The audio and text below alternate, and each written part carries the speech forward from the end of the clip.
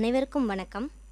பொது நூலக இயக்குனர் மற்றும் முதன்மை நூலகர் மற்றும் தகவல் அலுவலர் அவர்களின் சீரிய மேற்பார்வையில் நடைபெற்று வரும் கேசல் எக்ஸ்பிரஸோ தொடர் நிகழ்வுகளின் வரிசையில் இன்று அவுட்ஸ்டாண்டிங் லீடர்ஷிப் தலைசிறந்த தலைமைத்துவம் என்ற தலைப்பில் சிறப்புரையாற்ற வருகை புரிந்துள்ள நமது சிறப்பு விருந்தினர் டாக்டர் எஸ் முனியசாமி அவர்களை கலைஞர் நூற்றாண்டு நூலகத்தின் சார்பாக வருக வருக என வரவேற்கின்றோம். Welcome sir. மேலும் இந்நிகழ்விற்கு தலைமை ஏற்றுள்ள துணை முதன்மை நூலகர் மற்றும் தகவல் அலுவலர் அவர்களை வரவேற்கின்றோம். Welcome sir. மேலும் இந்நிகழ்விற்கு வருகை புரிந்துள்ள வாசகர்கள் அனைவரையும் கலைஞர் நூற்றாண்டு நூலகத்தின் சார்பாக வருக வருக என வரவேற்கின்றோம். சிறப்பு விருந்தினரை சிறப்பு செய்திட துணை முதன்மை நூலகர் மற்றும் தகவல் அலுவலர் அவர்களை அன்புடன் அழைக்கின்றோம்.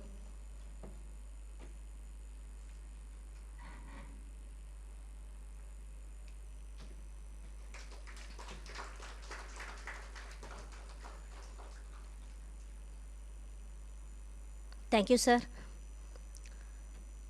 நமது சிறப்பு விருந்தினர் டாக்டர் எஸ் முனியசாமி அவர்கள் தமிழ் உதவி பேராசிரியராக மன்னார் திருமலை நாயக்கர் கல்லூரியில் பணியாற்றி வருகிறார். இவர் இலக்கிய ஆய்வு செம்மல் விருது, பாரதி ஆய்வு பேரொளி விருது 2025 வாங்கியுள்ளார். இவர் 50 ஆய்வு கட்டுரைகள், 6 நூல்கள் மற்றும் 2 மாநாட்டு ஆய்வு கட்டுரைகள் ஆகியவற்றை வெளியிட்டுள்ளார். அன்னாரின் பணி சிறக்க கலைஞர் நூற்றாண்டு நூலகத்தின் சார்பாக வாழ்த்துக்களையும் பாராட்டுகளையும் தெரிவித்துக் கொள்கிறோம்.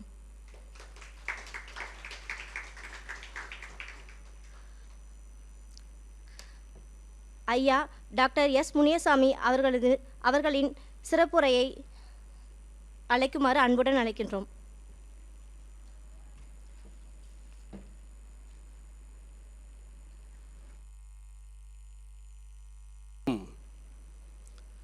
மதிய வணக்கம். எல்லாரும் சாப்பிட்டீங்களா? உண்ட மயக்கம் தொண்டனுக்கு மட்டுமல்ல எல்லோருக்கும் உண்டு. அருமையான இந்த மதிய உணவு முடித்த பின்பு நமக்கெல்லாம் ஓய்வு கிடையாது, அப்படித்தானே? எல்லாருமே சிறந்த ஒரு ஆய்வாளர்கள். இந்த நிகழ்வினை சிறப்பாக ஒருங்கிணைத்து வழிநடத்தக்கூடிய துணை முதன்மை நூலகர் ஐயா சந்தானகிருஷ்ணன் ஐயா அவர்களுக்கு எனது பணிவான வணக்கம். அதே போல் இந்த நிகழ்வுக்கு என்னை அழைத்தமைக்கு நன்றி கூற விரும்புகிறேன். திருமதி சிவகாமி சுந்தரி மேம்காக நன்றி சொல்கிறேன். நான் நேரடியாக போயிடுறேன். இன்றைய தலைப்பு என்னென்னா, நான் 2வது முறையாக பேசக்கூடிய ஒரு வாய்ப்பு கிடச்சிருக்கு எனக்கு. கடந்த மாதம் தலைப்பில் பேசினேன், வாசிப்பு பற்றி பேசினேன். நல்ல வாய்ப்பு கொடுத்தாங்க பேசுகிறதுக்கு. அதே போல் இன்றைக்கு தலை சிறந்த தலைமைத்துவம் இந்த தலைப்பில் அவுட்ஸ்டாண்டிங் லீடர்ஷிப் அப்படின்னு ஒரு தலைப்பில் பேச வந்திருக்கிறேன். இங்கே இந்த கூடுகையில், இந்த அரங்கில் அநேகர் இருக்கீங்க, பலதரப்பட்ட வாசகர்கள் இருக்கீங்க, மாணவர்கள் இருக்காங்க, ஆய்வாளர்கள் இருக்காங்க, இன்னும் சொல்லப்போனால் பணியாளர்கள் உட்பட பல பேர் இருக்கீங்க. எல்லாருக்குமே நீங்கள் யாராக இருந்தாலும் சரி, ஒரு கல்லூரி மாணவியாக இருக்கலாம், மாணவர்களாக இருக்கலாம், அல்லது ஒரு ஆசிரியராக இருக்கலாம், ஒரு பணியாளராக கூட இருக்கலாம், யாராக இருந்தாலும் நான் சொல்லக்கூடிய இந்த ஒரு சில கருத்துக்களை நீங்கள் உள்வாங்கி கொண்டால் நீங்கள் ஒரு தலை சிறந்த தலைமைத்துவ பண்புள்ள நபர்களாக நீங்கள் பணிபுரிய இடங்களை திகழ்வீர் என்பதற்கு நல்ல ஒரு சான்றாக அமையும். இதில் குறிப்பாக இல்லத்தரசி இருக்கீங்க. இந்த இல்லத்தரசி என்பது என்ன சொல்லுவாங்கன்னா, ஆங்கிலத்தில் சொல்லுவாங்க, ஆங்கிலத்தில் ஹவுஸ் ஒய்ஃப் அப்படின்னு சொல்லுவாங்க. சமீபத்தில் துபாயில் கூட ஒரு அறிவிப்பு போட்டிருக்காங்க. இனிமேல் யாருமே அவங்கள இல்லத்தரசி சொல்லக்கூடாது, ஹவுஸ் ஒய்ஃப்னு சொல்லக்கூடாதுன்னு ஒரு அறிவிப்பு போட்டிருக்காங்க. என்ன, எப்படி சொல்லணும்னா, அவங்கள ஜெனரேஷன் ஷேப்பர், அதாவது தலைமுறையே உருவாக்குனர். உண்மையிலேயே சிறந்த வரவேற்கத்தக்கான ஒரு விஷயந்தான் உண்மையிலே. ஏன்னா அந்த ஹவுஸ் ஒய்ஃப்னால் அவங்க வீட்டிலே இருப்பாங்க, அவங்க எந்த வேலையும் இல்லைன்னு நினைப்பாங்க. ஆனால் அவங்களும் பணிச்சுமை அதிகமாக இருக்கும், அவங்களோட பொறுப்புகள் அதிகமாக இருக்கும். அப்படிலாம் வந்திருக்கீங்க. நீங்கள் யாராக இருந்தாலும் உங்களுடைய செவிகளை மடுத்து சொல்லக்கூடிய கருத்துக்களை உள்வாங்கி கொண்டு அதை உங்களுடைய நடைமுறைகள் வாழ்க்கையில் அப்ளை பண்ணால், நடைமுறைப்படுத்தினால் நீங்கள் சிறந்த ஒரு தலைமைத்துவ பண்புள்ளவராக நீங்கள் செயல்படுவீர்கள். சரி, இப்போ இந்த தலைமைத்துவம்னா என்ன, அது ஏன், அது எதற்கு, அது தேவையா என்று கேட்டால் மிக முக்கியமான ஒன்று. இதற்கு என்ன விளக்கம் பார்க்கும் பொழுது அயல்நாட்டு அறிஞர்கள்லாம் ரொம்ப பேர் இருக்காங்க. அவங்க வந்து சில விளக்கம் சொல்கிறாங்க. இப்போ உதாரணத்துக்கு மவாய் கீபாக்கின் ஒரு அயல்நாட்டு அறிஞர் இருக்கார். அவர் சொல்கிறாரு, தலைமைத்துவம் என்பது மற்றவர்களின் வாழ்க்கையை மேம்படுத்துவதற்கான ஒரு பாக்கியமாகும். இது தனிப்பட்ட பேராசைகளை பூர்த்தி செய்வதற்கான அல்ல. அப்படின்னா என்னென்னா, தனிப்பட்ட வாழ்க்கைக்கான ஒரு நடைமுறை கிடையாது. பிறரை ஊக்குவிப்பது, நிறுவனத்தை மேம்படுத்துவது, அதை சார்ந்து இருக்கிறத நம்ம அறிய முடிகிறது. அதே போல் சைமன் கினேக்னு ஒரு பெரிய அறிஞர் இருக்கார். அவர் சொல்கிறாரு, தலைமைத்துவம் என்பது ஒரு சிந்தனை செய்யும் வழி, அது ஒரு செயல்படும் வழி, அது மட்டும் இல்லை ஒரு முக்கியமாக தொடர்பு படுத்தக்கூடிய ஒரு வழி என்று அவர் சொல்கிறாரு. இன்னும் சொல்லப்போனால் பிரைன் ட்ரேசின்னு ஒருத்தர் அயல்நாட்டு அறிஞர் இருக்கார். அவர் சொல்கிறாரு, தலைமைத்துவம் என்பது சாதாரண நபரிடமிருந்து அசாதாரணமான சாதனைகளை பெறும் திறனாகும் என்று இப்படி குறிப்பிட்றாங்க. இன்னும் சொல்லப்போனால் இன்னும் ஒரு அறிஞர் இருக்கார். அவர் அயல்நாட்டு அறிஞர் தான், பீட்டர் ட்ரக்கா. கேள்விப்பட்டிருக்கீங்களா யாராவது? பீட்டர் ட்ரக்கா. அவர் சொல்கிறாரு, தலைமைத்துவம் என்பது விடயங்களை சரியாக செய்வது, இதுதான் சொல்கிறாங்க. அடுத்து வந்து மாவீரன் நெப்போலியன் தெரியும், எல்லாத்துக்கும் தெரியும் உங்களுக்கு. அவரை பற்றி சொல்ல வேண்டாம், சொல்லிட்டே போகலாம். அவர் சொல்கிறாரு, ரொம்ப ஒரு அழுத்தமான பதிவு செய்கிறாரு, தலைமைத்துவம் என்பது ஒரு ஆட்டால் வழிநடத்தப்படும் சிங்கங்களின் படைக்கு நான் அஞ்சவில்லை, ஆனால் ஒரு சிங்கத்தால் வழிநடத்தப்படும் ஆடுகளின் படைக்கு நான் அஞ்சுகிறேன்னு சொல்லி ரொம்ப அருமையாக சொல்கிறாரு. இதெல்லாம் சொன்னதுனா யாருன்னா அயல்நாட்டு அறிஞர்கள், தலைமைத்துவம் பற்றி ஒரு கோடு. அப்போ தமிழில் யாரும் இல்லையா அப்படின்னு கேட்டால் என்னது, அவ்வளோ பேர் இருக்காங்க. வள்ளுவர் ஒரு ஆளே போதும். திருக்குறளில் அவ்வளோ செயல்கள் இருக்குது. இருந்தாலும் வள்ளுவரையும் தாண்டி முண்டாசு கவி, மீசக்கவி, மகாகவி பாரதி என்று அழைக்கக்கூடிய சுப்பிரமணி பாரதியார் இருக்கார்ல, அவர் என்ன சொல்வார்னா, அவர் வந்து புதிய ஆத்திச்சூடின்னு ஒரு நூல் எழுதியிருக்காரு. அதில் பார்த்தீங்கன்னா சொல்கிறாரு, வைய தலைமைகொள் அப்படின்னு சொல்கிறார். அப்படின்னா என்ன அப்படின்னு பார்த்தீங்கன்னா, இந்த உலகத்தையே ஆளும் தலைவனாக திகழ வேண்டும் என்று சொல்கிறார். யாரை பார்த்து? இங்கே அநேகர் யார் இருக்கீங்கன்னா, மாணவர்கள் இருக்கீங்க, எல்லாமே இளைஞர்கள்லாம் இருக்கீங்க. சொல்கிறார் உங்களை பார்த்து, அதாவது நீங்கள் இந்த உலகத்தையே ஆளக்கூடிய தலைவராக மாற வேண்டும் என்றால் நான் சொல்லக்கூடிய சில பண்புகளை நீங்கள் பின்பற்றினால் அது சிறப்பாக இருக்கும். சொல்கிறாரு, ஒரு இளைஞர்களுக்கு உலகளாவிய சிந்தனை இருக்க வேண்டும், சுயமரியாதை இருக்க வேண்டும், துணிச்சல் இருக்க வேண்டும். இந்த மூன்றும் இருந்தால் நீங்கள் நிச்சயமாக கட்டாயமாக இந்த உலகத்தை நீங்கள் ஆண்டு கொள்ளலாம் என்ற ஒரு கருத்தை முன்வைக்கிறார். ஆக தலைமைத்துவ பண்பு என்பது 3 விஷயங்கள் தெரிஞ்சுக்கணும். ஒன்று வந்து இயங்குவது. குட்டையாக இருந்தால் அது தண்ணியை தேங்கி அது அழுக்காயிரும், அது இல்லை. நதி போல என்னது, ஓடிக்கொண்டே இருக்கணும். ஒரு பாடல் ஞாபகத்துக்கு வருது, எல்லா புகழும் இறைவனுக்கே நீ நதி போல ஓடிக்கொண்டிரு பாடல் ஞாபகத்துக்கு வருது. அது மட்டும் இல்லை, முயற்சிப்பது. இயங்குவது எவ்வளவு முக்கியமோ அதை விட எனது முயற்சி பண்ணும். வள்ளுவர் சொல்கிறாரு, முயற்சி உடையார் இகழ்ச்சி அடையான்னு சொல்கிறாரு. அது மட்டும் இல்லை, தொடர்வது. ஒரு செயலை ஆரம்பித்தா முடிச்சிடக்கூடாது, அப்படியே போய்கிட்டே இருக்கணும். அடுத்த லெவல் போய்கிட்டே இருக்கணும். ஆக தலைமைத்துவம் என்பது 3 பண்புகள் ரொம்ப அடிப்படையான முக்கியமாக இருக்கிறதா, இயங்குவது, முயற்சிப்பது, தொடர்வது. இதுதான். சரி, இப்போ நான் வந்து தலைமைத்துவ பண்பை வந்து நம்ம திறம்பட செய்வதற்கு என்ன செய்யணும்னா, பல வகையான பண்புகள் இருக்குது. நம்ம வந்து காலம் கருதி கொடுக்கப்பட்ட நிமிடம் வந்து எனக்கு வந்து 40 நிமிஷம் இல்லைன்னா ஒரு 50 நிமிஷம் தருவாங்க. அதற்குள்ள ஒரு முக்கியமான ஒரு 6 தலைப்பு, ஒரு 6 பண்புகளை மட்டும் பேசிட்டு நான் விடைபெறலாம்னு நினைக்கிறேன்.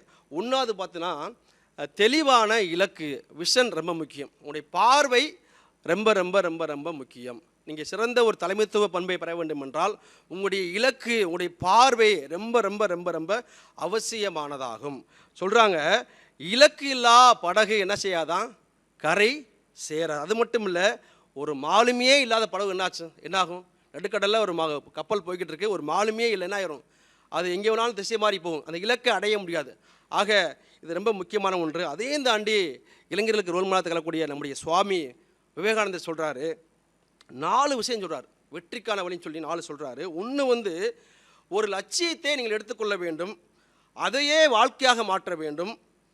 3வது அதை பற்றியே சிந்திக்க வேண்டும். 4வது கனவு காண வேண்டும்.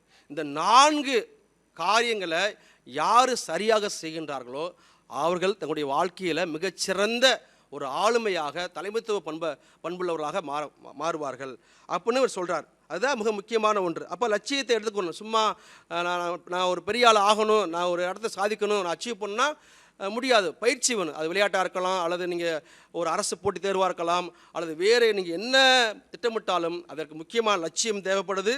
வாழ்க்கையை மாட்டிக்கொள்ள எல்லாம் பண்ண வேணும்னு சொல்கிறாரு. அதே போல் ஒரு இருக்கார், அவர் பேர் வந்து யாருன்னா ஸ்டீவ் ஜாப்ஸ். அவர் தெரியுமா உங்களுக்கு? ஆப்பிள் போனுடைய அவர் தான் ஃபவுண்டர். அவருக்கு ஒரு இலக்கு இருந்துச்சு. இப்போ நம்முடைய கையில் என்ன இருக்குது? எல்லா கையிலும் எனக்கு செல்ஃபோன் என்னது கண்டிப்பாக இருக்கும். செல்ஃபோன் இல்லாத ஆட்கள் இருந்தால் ரொம்ப குறைவு தான். இந்த செல்ஃபோனை நம்ம ரொம்ப எளிமையாக பயன்படுத்துகிறோம். இப்போ நம்ம பயன்படுத்துறது மிக முக்கியம் இல்லை. கிராமப்புறத்தில் உள்ள படிக்காம கூட என்னது நல்லா பயன்படுத்துகிறாங்க. அது என்ன காரணம் தெரியுமா? இவர் தான் அடிப்படை காரணம். எப்படின்னு கேட்டால், இவர் வந்து ஒரு இலக்கு வைக்கிறார். எப்போனா, சாமானிய மக்கள் கைகளில் கணினியை கொண்டு சேர்க்க வேண்டும். அவருடைய முதல் இலக்கு என்ன பண்ணுறாரு? ஆப்பிள் நிறுவனத்தில் மிக முக்கியமான அவரை ஃபவுண்டர். அவர் சொல்கிறாரு, ஒரு பெரிய நிறுவனம் ஆரம்பிக்கும் பொழுதே என்னது, சும்மா ஒரு இலக்கெல்லாம் ஆரம்பிக்கூடாது. அப்போ நான் ஒரு செயலை ஆரம்பித்தேன்னா அது பயன்படணும். யாருக்கு பயன்படணும்? கற்றவருக்கு சென்ற இடம்னா சிறப்பு. ஆனால் படிக்காதவங்க என்ன பண்ணுவாங்க? அப்போ அடிப்படையாக சாமானிய மக்கள் என்ன பண்ணணும்? கணினியை பயன்படுத்தணும். அவங்க வந்து இந்த சிஸ்டம்ஸை ரொம்ப ஈஸியாக அவங்க என்ன பண்ணணும் தெரிஞ்சுக்கணும்னு சொல்லி சொல்கிறார். அதை வச்சு தான் என்ன பண்ணுறாரு? ஒரு இலக்கு வைக்கிறாரு. பார்த்தீங்கன்னா சிறந்த வெற்றி அடைஞ்சிட்டார். அதுதான் இப்போ எல்லா கையிலையும் அந்த நம்ம எல்லா கையிலையும் செல்ஃபோனை வந்து டேப்லாம் யூஸ் பண்ணுறதுக்கு, அது ஈஸியாக பண்ணுறதுக்கு அடிநாத யாருன்னா இவர் தான். இது முக்கியமான ஒரு இலக்காக இருந்துச்சு. ஒரு சிறுகதை சொல்ல விரும்புகிறேன். ஒரு மரத்தடியில் ஒரு துறவி வந்து என்ன பண்ணுற தியானம் பண்ணிக்கிட்டு இருக்காரு. அந்த வழியாக ஒரு 5 இளைஞர்கள் வர்றாங்க, வாலிபர்கள் உங்களை போன்று வர்றாங்க. வந்து உட்காந்து பேசுகிறாங்க, கதை அடிக்கிறாங்க, எல்லாம் விளையாடுறாங்க. சிறிது நேரம் ஆகின்றது. 2 மரம் இருக்குது. 2 மரத்துக்கு இடையில் ஒரு கயிறை கட்டி என்ன பண்ணுறாங்க? ஒரு பானையை கட்டுறாங்க. பானையை கட்டி என்ன பண்ணுறாங்க? இப்போ ஒரு போட்டி வைக்க போகிறோம், இந்த பானையை தூரத்துலேருந்து யார் சரியாக அடிக்கிறா அப்படின்னு சொல்லி ஒரு போட்டி வைக்கிறாங்க. உடனே என்ன பண்ணுறாங்க? ஒரு ஆள் மேலே ஏறுறாங்க, அந்த கயிறை கட்டுறாங்க. கட்டி முடித்த உடனே எல்லாருமே குறி வச்சு அடிக்கிறாங்க. ஆனால் சரியாக அந்த பானையை அடிக்க முடியலை அவனால். முயற்சி பண்ணுறாங்க, மாறி மாறி முதல் ரவுண்டு போகிறாங்க, அடிக்க முடியலை. 2வது ரவுண்டு போகிறாங்க, அடிக்க முடியல. திடீர்னு என்னாச்சுன்னா துறவியோடைய சிந்தனை வந்து அந்த பக்கம் மாறுது. அவர் அந்த தியானத்தை கலச்சிட்டு வந்து வர்றாரு. வந்த உடனே அந்த கல்லை வாங்கி அழகாக அடித்து முடிச்சிட்டார். அந்த 5 பேர் என்ன பண்ணுறாங்க? ஐயா, நாங்கள் ரொம்ப நேரமாக ட்ரை பண்ணிக்கிட்டு இருக்கோம், முயற்சி பண்ணிக்கிட்டு இருக்கோம், முடியவே இல்லையே, நீங்கள் எப்படிங்க வந்து அடிச்சிங்க கேட்டால் அவர் சொல்கிறாரு, தம்பி, செய்கின்ற வேளையில் நிதானம் தேவை, இலக்கு தேவை. அப்போ அந்த குறிக்கோள் ரொம்ப முக்கியம். அவங்க வந்து அந்த கல்லை, அந்த உரிமுட்டியை அடிக்க வேண்டும்னு இலக்கு அவங்களுக்கு இல்லாதனால தான், அவங்களுடைய முயற்சி இல்லாதனால தான் தோல்வியை தருனாங்க. ஆக வந்து ரொம்ப இலக்கு என்பது ரொம்ப ரொம்ப முக்கியமான ஒன்று. நம்முடைய மண்ணை ஆண்ட மூவேந்தர் இருக்காங்க, நல்லாவே தெரியும். சேர, சோழர், பாண்டியர். நம்ம பாண்டிய நாட்டில் இருக்கோம். தமிழ் இலக்கியம் செழுமையாக வளர்ந்தது காரணம் அவங்க தான். அது பாண்டியருக்கான ஒரு மிடுக்கு, ஒரு பெருமை சொல்லலாம். அதே போல் சோழ மன்னனுக்கு வந்து என்ன சொல்கிறாங்க? அவங்க வந்து இந்த போர்ப்படை செய்வதில் மிகுந்த ஒரு ஆழங்கால் பட்டவங்க, நல்ல ஒரு சிறந்த ஒரு நிர்வாகத்து. அதில் பார்த்தீங்கன்னா ராஜராஜ சோழனுடைய அவருக்கு ஒரு இலக்கு இருந்துச்சு. என்ன இலக்குனா, இந்தியாவிலேயே கப்பற்படையை வந்து ரொம்ப ஸ்ட்ராங் ஆக்கணும்னு சொல்லி ஒரு பெரிய ஒரு இலக்கு இருந்துச்சு. அதை அப்படியே நினைச்சாரு, அப்படியே முயற்சி பண்ணார், வெற்றி பெற்றார். சான்று பாருங்கள், சோழர் காலத்தில் கப்பற்படை தான் மிகப்பெரிய சக்தியாக இருந்துச்சு. நம்ம கேள்விப்பட்டிருப்போம், கங்கை கொண்டான் கடாரம் கொண்டான். கங்கை என்பது தமிழகத்தில் இருக்குது. கடாரம் எங்கே இருக்குது? கடாரம் எங்கே இருக்குது? இந்திய மேப்பில் இருக்கா? மலேசியா, சிங்கப்பூர் அந்த இதில் இருக்குது. அதனால் அவங்களுடைய பயணங்கள் எல்லாம் என்னது, படையெடுத்து கப்பல் வழியாக வாணிகத்தில். இன்றைய சூழலில் வந்து ஏகப்பட்ட திசை காட்டும் கருவிகள் இருக்குது, கலங்கரை விளக்கு இருக்குது. ஆனால் 1000 ஆண்டுகளுக்கு முன்பாக பல திசைகளுக்கு சென்று, பல நாடுகளுக்கு சென்று, கப்பல் வழியாகவே சென்று வாணிபத்தை செய்து மட்டும் இல்லாமல் எனது போர் செய்து பல நாடுகள் எனது கைப்பற்றியிருக்காங்க. அந்த மாதிரி பார்க்கும்போது வங்காள விரிகுடாவை அவங்களுடைய ஏரியாவே மாற்றிட்டாங்க. அதே போல் காந்தலூர் சாலையில் ஒரு ஏரியா இருக்குது, அதுவும் அவங்க படையாக மாறிடுச்சு. அதையும் தாண்டி இன்று பேசக்கூடிய இலங்கை, அந்த சிங்கள நாட்டுக்கு என்ன பண்ணியிருக்காங்க? கப்பல் வழியாகவே போய் என்ன பண்ணியிருக்காங்க? அந்த படையெடுத்து வென்று வந்திருக்காங்க. நீங்கள் படம் பார்த்துருப்பீங்க, தெரியும். அதே போல் அங்குள்ள சிங்கள மன்னனை வெற்றி பெற்றிருக்காங்க. அது மட்டும் இல்லை, சீனா, தெற்கிழக்கு ஆசியா நாடு, அரேபியா போன்ற நாடுகள்லாம் என்னது கப்பல் வாயிலாகவே போயிருக்காங்க. இதுக்கு என்ன காரணம்? அந்த மண்ணுடைய இலக்கு சரியாக இருந்தது. அப்போ உங்களுடைய இலக்கு சரியாக இருந்தால் நீங்கள் எந்த ஒரு செயலிலும், எந்த ஒரு காரியத்திலும் வெற்றி பெற முடியும். அது மட்டும் இல்லை, அவர் என்ன பண்ணுறாரு, முக்கியமாக என்னென்னா, பிற நாட்டுடன்ந்து வேறு நாட்டு எதிரி உள்ள வந்துடக்கூடாது. அப்போ அந்த பார்டர் உள்ள எல்லாரும் என்ன பண்ணுறாங்க, அந்த கப்பற் கொள்ளையர்களை என்னது அந்த தீவிரவாதிகளை அந்த கப்பல் கொள்ளையர்கள் என்ன பண்ணுறாரு, தடுப்பதற்கான ஒரு திட்டத்தை போகிறாரு. இதெல்லாம் பல திட்டங்களை யோசித்து பண்ணி பண்ணி பண்ணி எனது மிகச்சிறந்த ஒரு ஆளுமையாக வெற்றி பெற்றார். எனக்கு ரீசெண்டாக ஒரு புத்தகம் படித்தேன். இறையன்பு ஐயா நல்லா தெரியும் உங்களுக்கு, இந்த சூழல் இருக்கார், நல்லா எழுதிட்டு வராரு. போன முறை கூட நான் பேச வரும்போது கூட அந்த புத்தகத்தை மேம் தான் கொடுத்தாங்க. அந்த புத்தகத்தை படிச்சுட்டு வந்திருக்கேன் மேம். ரொம்ப நன்றி மேம். ரொம்ப அருமையான ஒரு நபர். நான் யூஜி படிக்கும் பொழுது, இளங்கலை படிக்கும் பொழுது 2004 காரைக்குடியில் படித்தேன். அங்கே வந்து கண்ணதாச மணிமண்டபத்துக்கு பேச வந்தார். அப்போ தான் முதல் முறை பார்த்தேன்.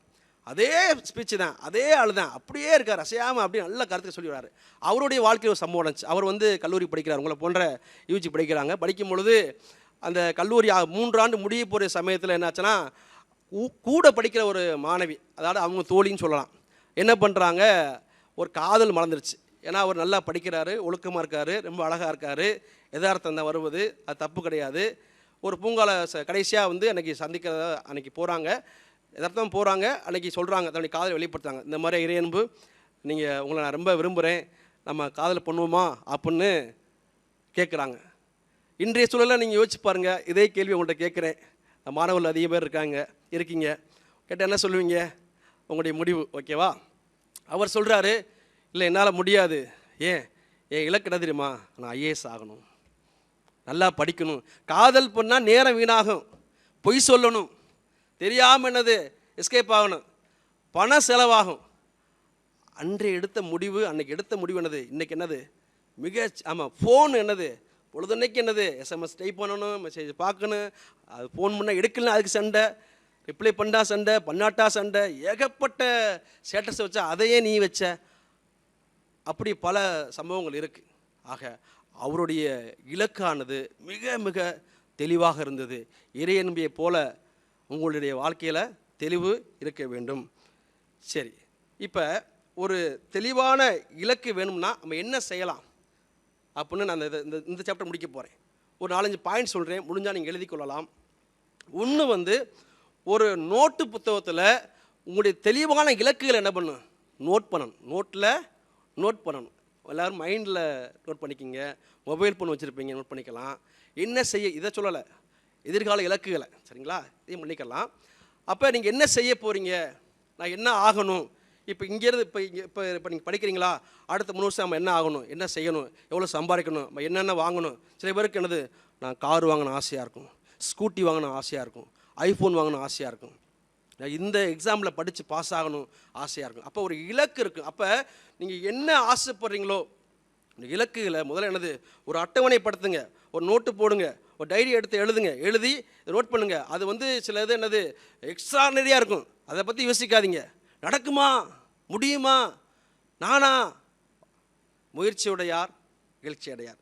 2வது, உங்கள் திட்டங்களை என்ன பண்ணுது, நேர்மறையான எண்ணங்களை என்னது நீங்கள் வைத்துக்கொள்ளணும். எப்போதுமே என்னது, என்னால் முடியாதுப்பா, ஐயோ என்னால் முடியாது, நான் தோத்துடுவேன், என்னால் முடியாது அப்படிங்கிறது எந்த ஒரு எதிர்மறையான சிந்தனைகள் எனக்கு முதல்ல கைவிடணும்.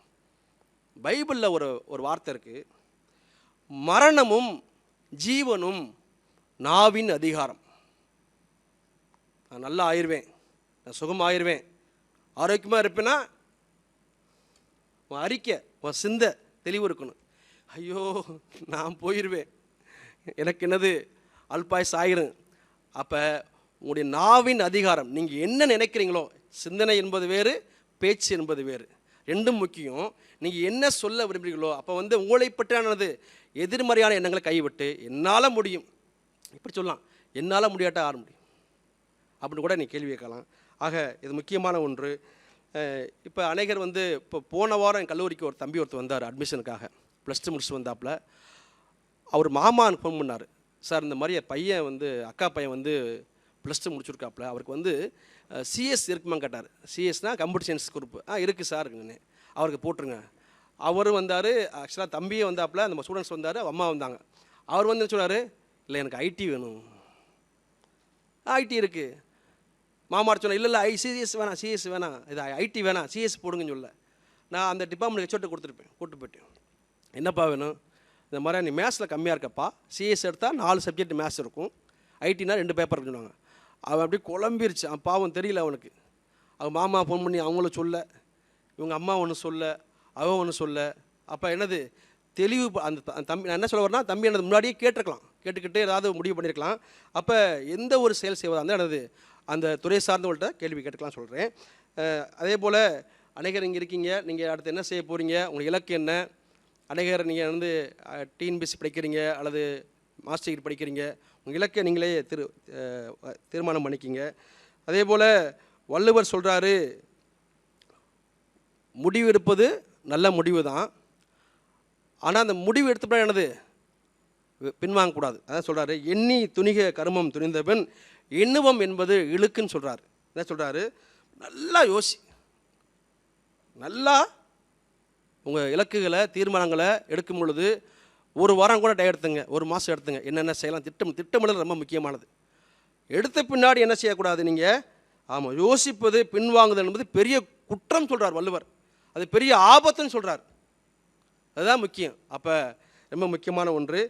அதே போல் ஒரு மனிதன் தலை சிறந்த தலைமைத்துவ பண்பு ஆக வேண்டும் என்றால் இலக்கு ரொம்ப தெளிவாக இருக்க வேண்டும்.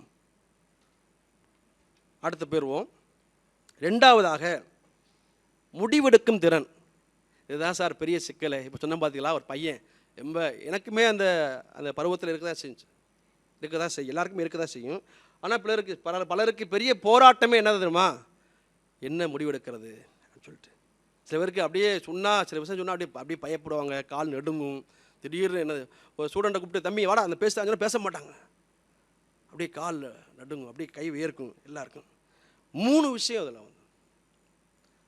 ஒன்று பார்த்தீங்கன்னா, முடிவெடுக்கும் திறனில் நம்ம எப்படி வெற்றி பெற வேண்டும் என்றால், ஒன்று என்ன சிக்கல் அதை தெளிவாக புரிஞ்சுக்கிறணும், அப்படி அடிப்படை பிரச்சனை என்ன, எங்கே பிரச்சனை, ஏன் என்ன காரணம் புரிஞ்சுக்கணும். ரெண்டாவதாக வந்து சரியான தகவல்களை நம்ம என்னது உள்வாங்கிக் கொள்ள வேண்டும். மூன்றாவது மாற்று வழிகள்.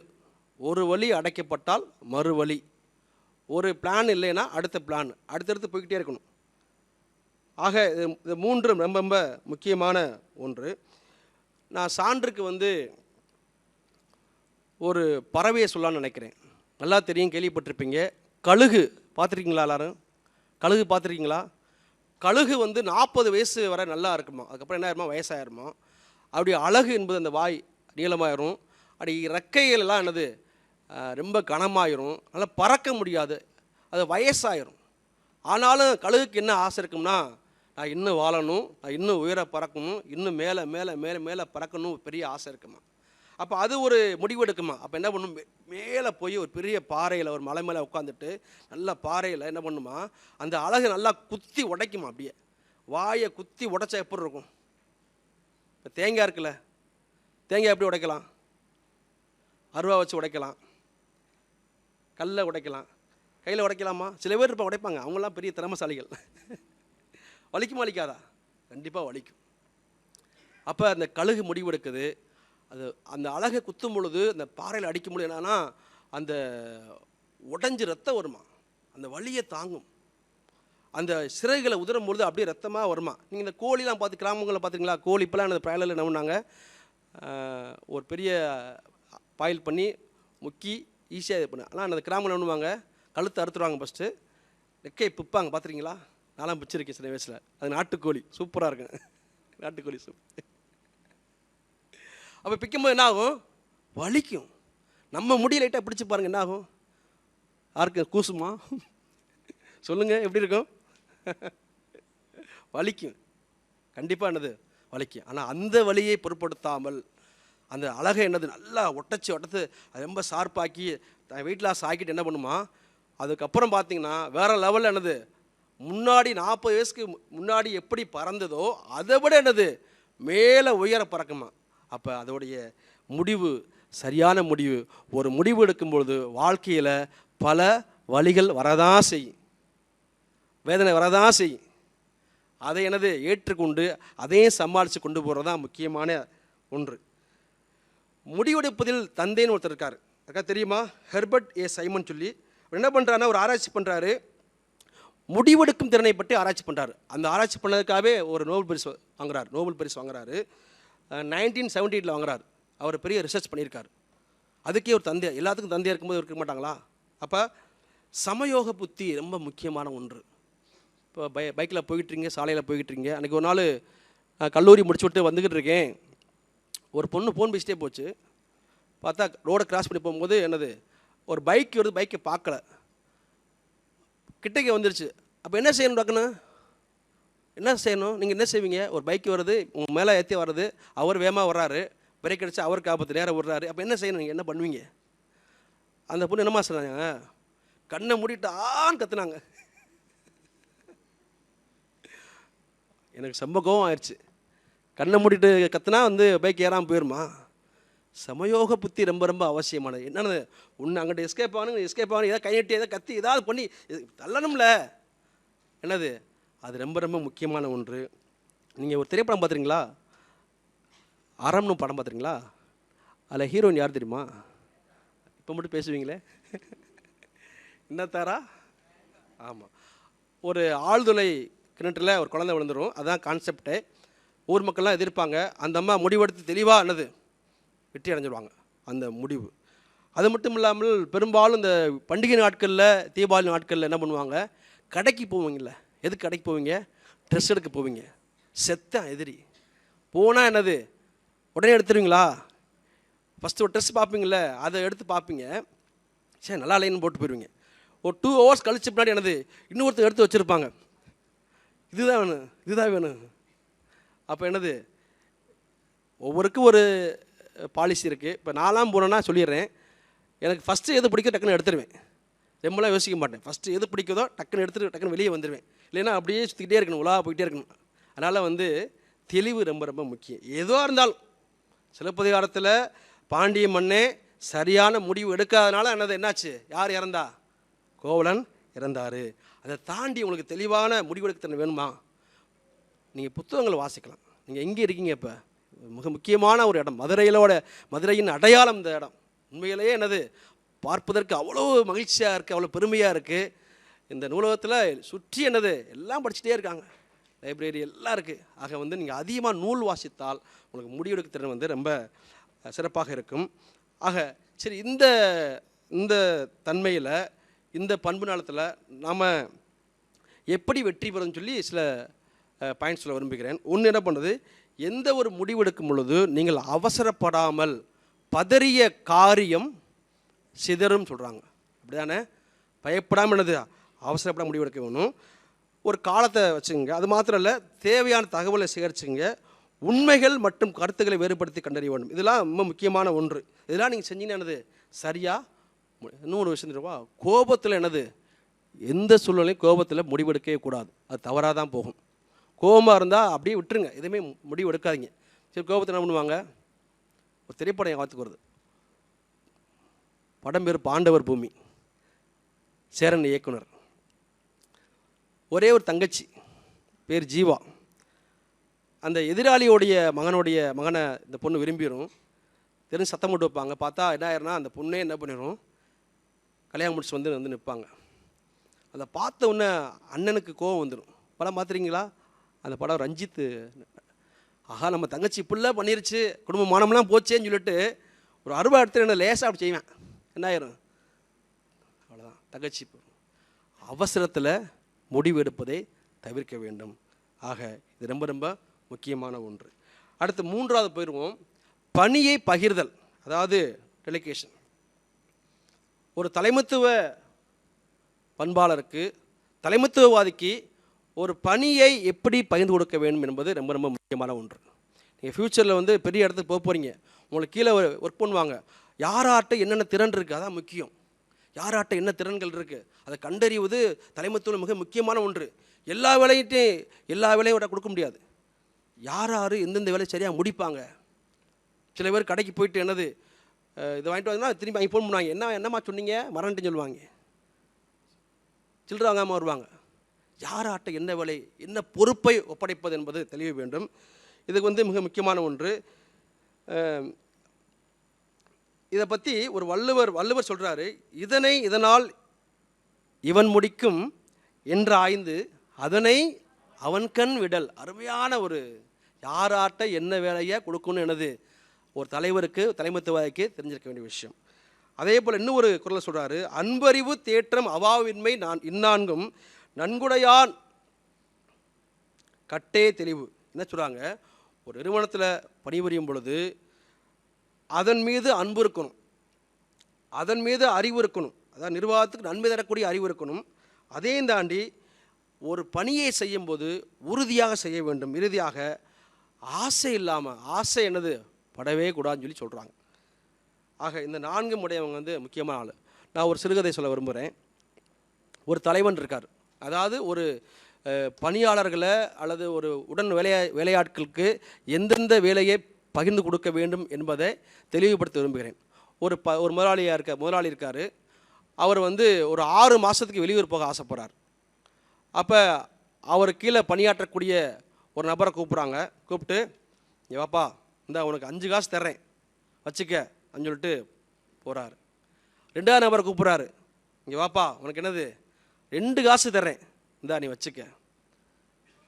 கடைசி ஒருத்தர் கூப்பிட்றாரு, 3வது நபர், இந்தா அவனுக்கு 1 காசு தர்றேன் வச்சுக்க சொல்லிட்டு போயிட்டார். ஒரு பாட்டில் 6 மாதம் கழிச்சு என்ன திரும்ப வர்றார். கூப்பிட்றாரு, அப்பா வாப்பா, நான் 6 மாதத்துக்கு முன்னாடி 5 காசு கொடுத்தல, அது என்ன பண்ண, இருக்கா, செலவு பண்ணிட்டியா? ஐயா, நீங்கள் 5 காசு கொடுத்தீங்க, அதை வியாபாரத்தில் போட்டு பெருக்கி என்ன பண்ணிட்டேன், 5 10 மாற்றிட்டேன். அப்படியே பூரிப்பாயிருச்சு முதலாளிக்கு. அடடாடா, என்னடா இப்படி இருக்காங்களே. அப்படியே பாராட்டுறாரு.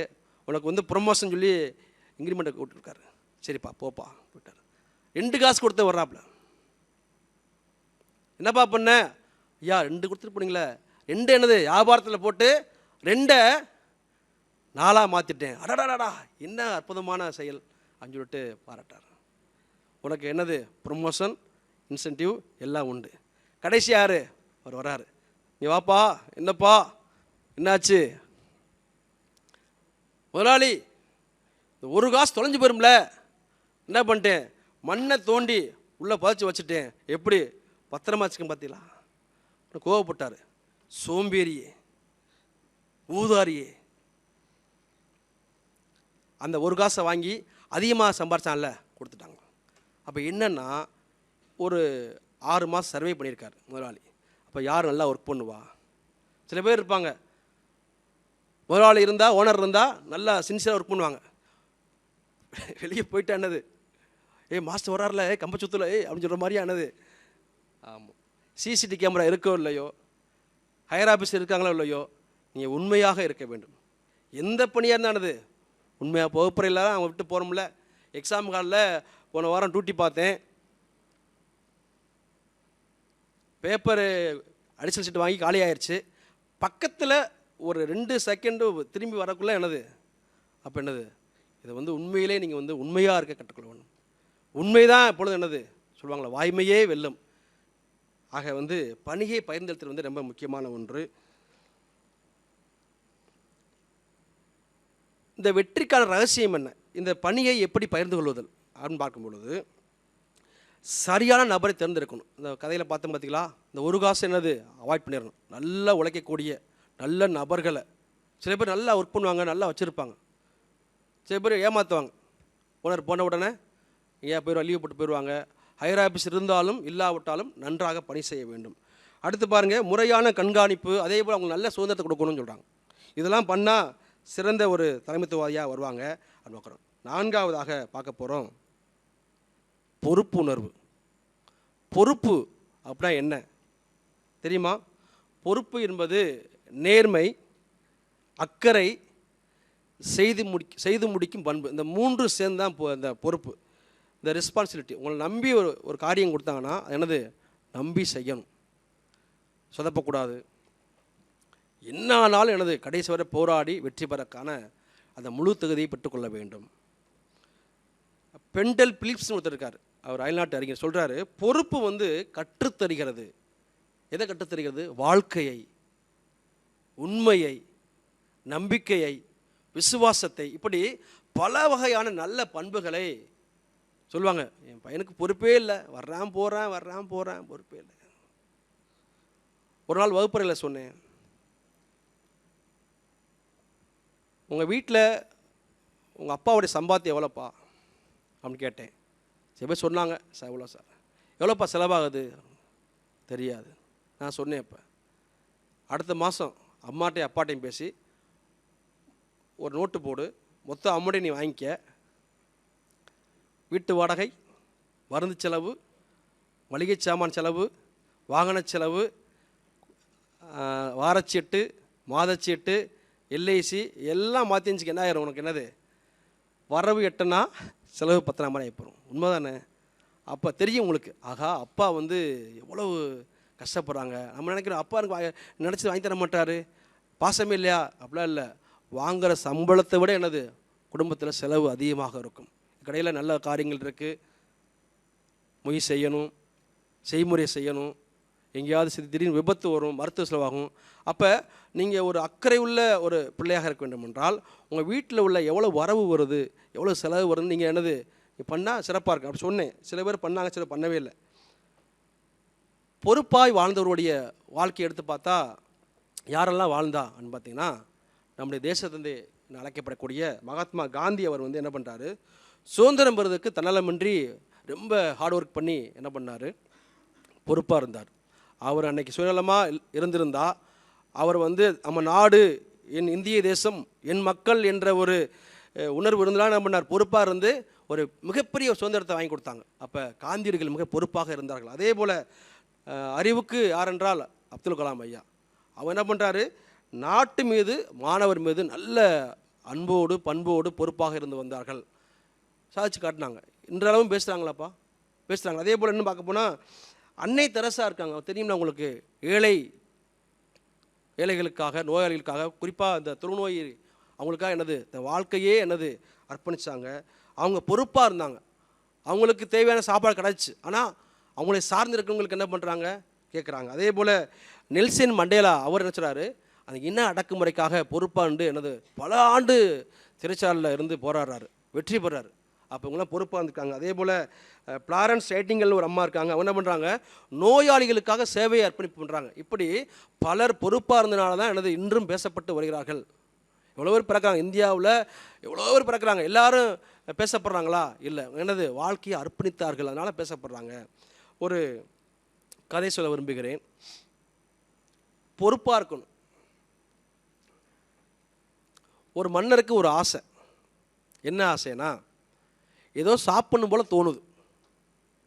நம்ம நேரம் எங்கே போவோம், கிச்சனுக்கு போவோம், ஏதாவது இனிப்பு இருந்தால் சாப்பிடுவோம், காரம் இருந்தால் சாப்பிடுவோம், எல்லாம் ஏதாவது ஆர்டர் பண்ணி சாப்பிடுவோம். இப்போ நேரம் எங்கே போகிறாரு, சமையல் அறைக்கு போகிறாரு. அங்கே போனால் என்னது பணியாளர்கள்லாம் உட்காந்து ஏதோ பண்ணி சாப்பிட்டுக்கிட்டு இருக்காங்க. இவர் வந்த உடனே அப்படியே கையை மறைக்கிறாங்க, அப்படியே மறைச்சி பார்க்குறாங்க. அவர் பாட்டார், பணியாளர்களே என்ன செய்து கொண்டு இருக்கிறீர்கள்னு கேட்குறாரு.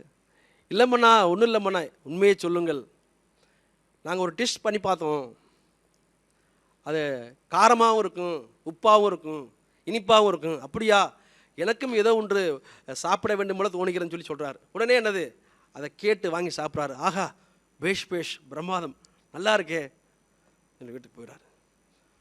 பார்த்தா தூக்கம் வரலை. யாருக்கு? மன்னருக்கு. அரசி, ஏங்க ஒரு மாதிரியா உட்காந்துருக்கீங்கன்னு கேட்குறாங்க. அதுக்கு அவர் சொல்கிறாரு, இல்லை எனக்கு தூக்கமே வரலம்மா. சரி கவலைப்படாதீங்க, நம்ம பிள்ளை ஊதாரியாக இருக்குது, அதை நினச்சி தான் வருத்தப்படுறீங்க, அதான் தூக்கம் வரலையோ. என்னது மகன் ஊதாரியாக இருக்கானா? அப்போ தான் தெரியுது மன்னருக்கு, நல்ல மன்னரில். உடனே என்னாச்சு, இந்த செய்தி அப்படியே பரவும். மன்னனுக்குன்னா திடீர்னு எல்லாம் பரவிடும், ஊரே போயிடும். அடுத்து யார் வர்றா?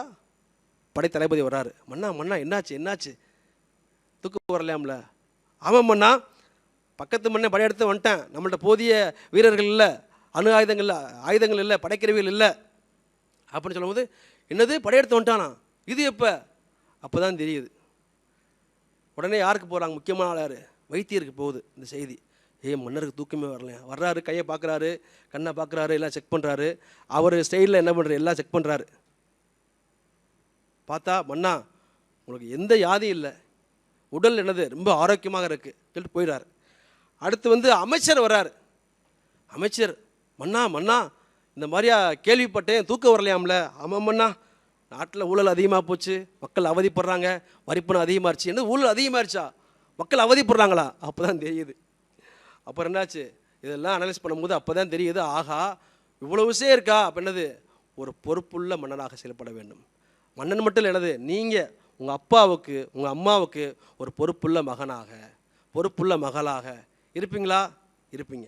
அது மாத்திரம் இல்லை, இந்த சமூகத்திற்கு நீங்கள் என்னது ஒரு பொறுப்புள்ள, நீங்கள் இப்போ பொறுப்பு இருந்தால் தான் நாளைக்கு ஒரு பெரிய ஒரு வேலை கிடைக்கும்போது நீங்கள் உண்மையாக பொறுப்பாக இருப்பீங்க. ஆக ரொம்ப ரொம்ப முக்கியமான ஒன்று. அந்த 23ஆம் புலிகேசி படம் பார்த்தீங்களா? படம் சூப்பராக இருக்கும். சிம்புதேவன் டைரக்டர். அதில் அந்த அவர் இருப்பார், காட்டுக்கு போவார், ஒரு விலங்கு வந்து அட்டாக் பண்ணும். அந்த மாதிரியானது ஒரு மன்னன் ஒரு வீரனை விட எனது அதிகமானது கலைகளை கற்றுக்கொள்ள வேண்டும். இப்படிப்பட்ட தனிமை போனாலும் அது எது சண்டை போடக்கூடிய திறன் இருக்கணும். ஆக பொறுப்பு வந்து ரொம்ப ரொம்ப முக்கியமான ஒன்று. சரி, இந்த பொறுப்பை வந்து எப்படி மேம்படுத்தலாம்னு பார்க்கும் பொழுது ஒரு 3 வகையான காரணங்களை சொல்லலாம். ஒன்று வந்து கடமையை சரியாக செய்யணும். உண்மையிலேயே உங்கள் கொடுத்த வேலையை நீங்கள் பார்த்தாலே என்னது போதுமான ஒன்று. எந்த சண்டையும் வராது, எந்த பிரச்சனையும் வராது. இப்போ அநேக இடங்கள் என்ன வருது, கொடுத்த வேலையை சரியாக செய்யலை. உங்களுக்கு என்ன கொடுத்தாங்களோ அந்த வேலையை செஞ்சாலே போதும். நீ பார்த்தியா, நீ செஞ்சியா, நீ ஹோம்ஒர்க் முடிச்சிட்டியா, இன்னும் முடிக்கலையா, அப்பா சந்தோஷம்யா, ப்ராஜெக்ட் முடிக்கலையா, ஆஹா எவ்வளோ மகிழ்ச்சி, கரண்ட் போச்சா, ஆஹா ரொம்ப சந்தோஷம்யா. அதெல்லாம் உங்களுக்கு என்ன பொறுப்பு இந்த வயசே பழகிக்கொள்ளுங்கள். அநேக மாணவர்கள் அதிகமாக இருக்கீங்க, மாணவிகள் இருக்கீங்க. பொறுப்பை சரியாக செயலாற்ற உதவுங்கள். 2வது, நேரத்தை ரொம்ப ரொம்ப மதிக்க வேண்டும். நேரத்தை சரியாக பயன்படுத்தணும். அடுத்து வந்து சுய கட்டுப்பாட்டை வளர்க்க வேண்டும். நம்முடைய மனசு என்னது கண்டபடி அலையக்கூடாது. பாரதியார் சொல்கிறாரு, உடல் சொல்கிறத மனசு கேட்கக்கூடாது, மனசு சொல்கிறத உடல் கேட்கணும். உதாரணத்துக்கு அன்றைக்கி சொன்னேன், நான் லாஸ்ட் டைம் பேசினேன், இதே தான் திரும்ப சொல்கிறேன். தேர்வு வருகிறது, எடுத்து படிக்கிறோம், தரையில் உட்காந்து படிக்கிறோம், நல்லா சம்பளம் மட்டும் படிக்கிறோம். கால் வலிக்குது, லைட்டானது காலை நீட்டி படிப்போமே, ஒரு கால் நீட்டுறாங்க, அடுத்த 10 நிமிஷம் என்னது இந்த காலும் வலிக்குது, 2 கால் லைட்டாக சாஞ்சுக்கணுமா, பார்த்தா என்னது உங்களுடைய புத்தகம் காலு கீழே இருக்கும், சவுண்டு என்னது கருப்புன்னு என்னது, ஆமாம் வந்துடு. அப்போ என்னது கடமையை சரியாக செய்ய வேண்டும்.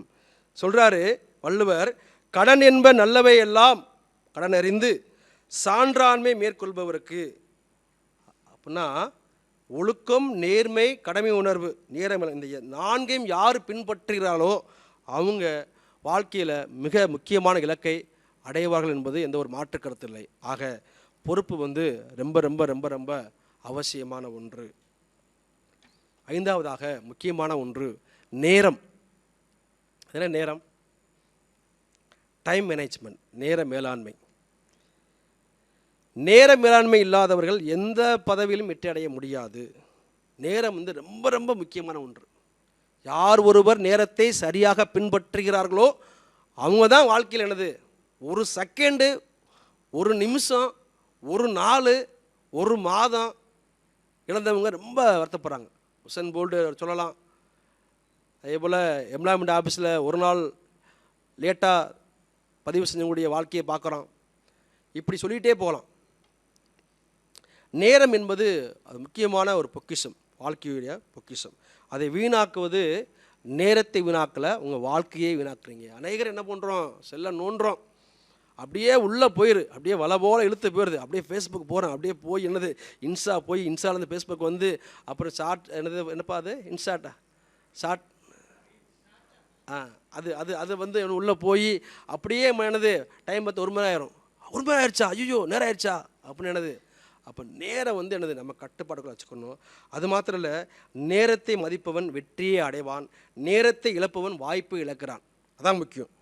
ஒரு நேர்முகத்தில் வச்சா என்னது சரியாக போகணும். நீங்கள் லேட்டாக போனால் அது வாய்ப்பு கிடைக்காது. வாய்ப்பு வந்து ஒரு முறை தான் வரும். வாய்ப்பை யார் சரியாக பயன்படுத்தானோ அவன் தான் பெரிய. அது மாத்திரம் இல்லை, ஒவ்வொரு நொடியும் ஒரு விதை போன்றது. அதை சரியாக பயன்படுத்தினால் அது பெரிய ஆலமரமாக வெற்றியாக வந்து வரும். இன்னொன்று முக்கியமான விஷயம், இன்றைக்கி செய்ய வேண்டிய விஷயத்தை, அந்த பணியை அன்றைக்கே செஞ்சு முடிச்சுருங்க. தள்ளி போடக்கூடாது. நீங்கள் தள்ளி போட்டிங்கன்னா பெண்டிங் ஆகிடும். கடிகாரம் ஓடிக்கொண்டே இருக்கும், ஆனால் வாழ்க்கை நேரம் என்னது திரும்பாது. நம்ம டைமை கூட மாற்றி வச்சுக்கலாம், ஸ்டாப் பண்ணி வச்சுக்கலாம். ஆனால் 1 செகண்ட் போனது தான். இந்த வகுப்பறையில் வந்து நான் இதுவரையும் தாமதமாக போனதே கிடையாது வகுப்புக்கு. அதே போல் லேட்டாக வந்தாங்கன்னா உள்ளே விட மாட்டேன். 1 நிமிஷம் லேட்டாக வருவாங்க. அப்போ கேட்பேன், ஏப்பா லேட்டாக வர்ற? அருமையான பதில் சொல்லுவாங்க. ஐயா லேட் ஆயிடுச்சியா, காலையில் 8:30க்கு கல்லூரிக்கு வரணும், 8:45 8:45க்கு உள்ளே வரணும், 8:40க்கு அந்த முன்னாடி வாசலில் நின்றுவேன். அப்போ வேகமாக வந்து ஐயா இந்த சர்வீஸ் வந்துடுறேன், நீ எங்கே வேணாலும் போப்பா, டயத்துக்கு வந்து சொல்லுவேன். பலருக்கு என்னை பிடிக்காது உண்மையில். எனக்கு வந்து எங்கே போனாலும் நேரத்துக்கு போகணும். போகலைன்னா எனக்கு அது பெரிய அது வந்து ஒரு வியாதி போல் மனசே சோர்ந்து போயிடும். நேரத்தை சரியாக தான், யார் சரியாக நேரத்தை பின்பற்றுகிறார்களோ அவங்க வாழ்க்கையில் உயரிய இலக்கு அடைவாங்க. பிரேக் விடுவாங்க, 25 நிமிஷம் விடுவாங்க, ஒன்றும் இல்லை டீ சாப்பிட்டு வர்றதுக்கு ரெஸ்ட் ரூம் போகிறதுக்குண்ணே. அவன் அரை மணி நேரம் வரவே மாட்டேன். ஏன் கேட்டால் லேட் ஆகிடுச்சு சார் சொல்லுவேன். தம்பி, நேரத்தை சரியாக பின்பற்று, வாழ்க்கையில் எப்போதுமே பயன்படும். நான் இப்போ விட்டுருவேன், ஒன்றும் பிரச்சனை இல்லை. நாளைக்கு இதுவே பழக்கமாச்சுன்னா நல்ல பண்புகளை, நீ என்னை கோச்சுக்க, என்னை திட்டிக்க, என்னை முறைச்சி பார்த்துக்க, அதை பற்றி கவலைப்படவே இல்லை. எனக்கு வந்து ஒழுங்காக இருக்க வேண்டும், நேரத்துக்கு வரணும். என் மாணவர்கள் இருக்காங்க, தவசிமுத்து 2 பேர் இருக்காங்க, அவங்களே தெரியும். அவரெல்லாம் அடிக்கடி வெளியே போயிருக்காரு, விட்டுருக்கேன். பெருமையாக சொல்லலை. நல்ல பண்புகள் என்னது கற்றுக் கொடுப்பது நமக்கு பொறுப்பு, ஆசிரியருடைய பொறுப்பு. அதனால் நேரத்தை மிகச்சரியாக அடிக்கடி சொல்லுவேன் வகுப்பில். நேரம் பொன் போன்றது சொல்லுவாங்கள்ல, நான் சொல்லவே மாட்டேன். நேரம் உயிர் போன்றது. பொண்ணு தங்கெல்லாம் வாங்கிடலாம்ப்பா, நாளைக்கு வாங்கிக்கலாம், அடுத்த வருஷம் வாங்கிக்கலாம், எப்போனா வாங்கிக்கலாம். அப்போ உயிர் போனால் வாங்க முடியுமா? அந்த உயிருக்கு இணையான என்னது நேரம் முக்கியமான ஒன்று. அப்போ வந்து நேரத்தை சரியாக மாணவர்கள் மட்டுமல்ல எல்லாருமே பயன்படுத்தணும். அப்போ தான் தலைசிறந்த தலைமைத்துவம் ஆக முடியும். அப்போ ஒரு மிகச்சிறந்த ஒரு அவுட்ஸ்டாண்டிங் லீடர்ஷிப் ஆகணும்னா என்னது நேர மேலாண்மை ரொம்ப ரொம்ப முக்கியமான ஒன்று அப்படின்னு பார்க்குறோம். ஒரு அறிவியல் சயின்ஸ் நாவல் இருக்குது. அந்த நாவலுடைய பேர் வந்து கால எந்திரம். அது நூலுடைய ஆசிரியர் வந்து ஹெச்இ வெல்ஸ். இதில் வந்து என்ன சொல்கிறாங்கன்னா, கால எந்திரத்தால் பின்னோக்கி பயணித்தால் எப்படி இருக்கும், கால எந்திரத்தால் முன்னோக்கி பயணித்தால் எப்படி இருக்குன்னு ஒரு கதையை சொல்கிறார். அதில் 3 விஷயம் சொல்கிறார். அது எனக்கு ரொம்ப பிடிச்சிருந்துச்சு. கற்பனையாக சொல்கிறாரு. ஒன்று வந்து இந்த காலம்தான் எல்லாத்தையும் தீர்மானிக்குது. ஒரு விதையை போடுகிறோம் என்றால் ஒரு செடி வளருது, அது உதிருது, அது என்னது சிதைவது, வளர்வது, உதிர்வது, சிதைவது, இதெல்லாம் எது தீர்மானிக்குது? காலம். அப்படி தானே ஒரு விவசாயம் பண்ணுறோம். ஒவ்வொரு நெல்லுக்கும் வித்தியாசமான காலங்கள் உண்டு அது அறுவடை பண்ணுவதற்கு. விதையை போட்டவொன்னே என்ன தண்ணி பாய்ச்சணும், அது முளைக்குது, பயிர் விடுது, அப்புறம் கருது விடுது, அப்புறம் அது முளை தள்ளுது, அப்புறம் காயுது, அப்புறம் சரியுது, அப்புறம் தான் என்ன பண்ணுறாங்க, அதுக்கு 6 மாதம் இருக்கலாம், 3 மாதம் இருக்கலாம், அல்லது கூடுதலாக இருக்கலாம். அப்போ ஒரு செடி வளர்வதற்கான காலத்தை வாழ்க்கை தீர்மானிக்கிறது எது? காலம்தான் சொல்கிறாங்க. அதுபோல் நம்முடைய முக அழகை கூட தீர்மானிக்கிறது என்னது? இப்போ என் முகம் பார்த்தீங்களா எப்படி இருக்குது? சிலர் இளமையாக இருக்கீங்க, அது என்ன காரணம்? காலம்தான். 50 வயசு 60 வயசு தாத்தா முகம் எப்படி இருக்கும்? ஒரு 15 வயசு பையனுடைய முகம் எப்படி இருக்கும்? இதெல்லாம் என்ன நினைக்கிறீங்க? அப்போ காலம் வந்து ரொம்ப ரொம்ப முக்கியமான. அது செடியை மட்டும் இல்லை, நம்ம மனிதனுடைய வாழ்க்கையுடைய இதே தீர்மானிக்குது. அப்போ காலத்தை சரியாக பயன்படுத்தி கொள்ள வேண்டும். நேர மேலாண்மையை சரியாக பயன்படுத்த யாராவது தெரியுமா? ஒரு 2 பேர் சொல்கிறேன். தாமஸ் ஆல்வா எடிசன், கேள்விப்பட்டிருக்கீங்களா? என்ன பண்ணுறாரு? தன்னுடைய நேரத்தை சரியாக ஒழுங்காக பயன்படுத்துகிறார். அதுதான் முக்கியம். நேரத்தை பயன்படுத்துறது கூட என்னது முக்கியம் இல்லை, அதை சரியாக இப்போ நான் படிக்க போகிறேன், 8 மணிக்கு ஸ்டடியில் உட்காருனா என்னது புக் எடுத்து உட்காந்தா போதுமா?